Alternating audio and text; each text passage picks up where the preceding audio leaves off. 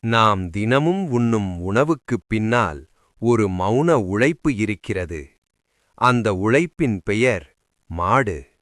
அந்த உழைப்புக்கு நன்றி சொல்லும் நாள்தான் மாட்டுப் பொங்கல். பண்டைய தமிழர் காலத்தில் வேளாண்மை ஒரு தொழிலல்ல, ஒரு வாழ்வியல். இயந்திரங்கள் இல்லாத அந்த காலத்தில் நிலத்தை உழவும், விதை விதைக்கவும், அறுவடை செய்யவும் மனிதனுடன் தோளோடு தோள் சேர்ந்து உழைத்தது மாடுகள்.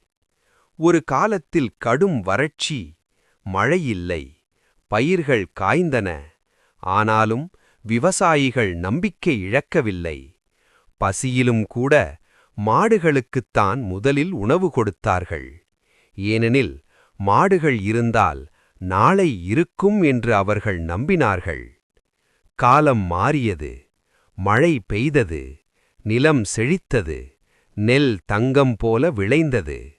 அப்போது மூத்தோர் சொன்னார்கள், இந்த வளத்திற்குக் காரணம் மாடுகளின் பொறுமையும் உழைப்புமே. அந்த நன்றியின் அடையாளமாக சூரியப் பொங்கலுக்கு அடுத்த நாள் மாடுகளுக்கே ஒரு நாள் அர்ப்பணிக்கப்பட்டது. மாடுகளை குளிப்பாட்டி, கொம்புகளுக்கு வண்ணம் பூசி, பொங்கலை முதலில் அவற்றுக்குப் படைத்து தமிழர்கள் வணங்கினார்கள்.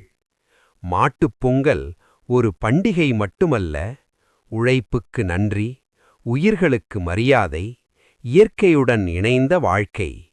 இந்த பண்பாட்டை நாம் காப்போம், தலைமுறையாய்த் தொடர்ப்போம். இனிய மாட்டுப் பொங்கல் வாழ்த்துகள்.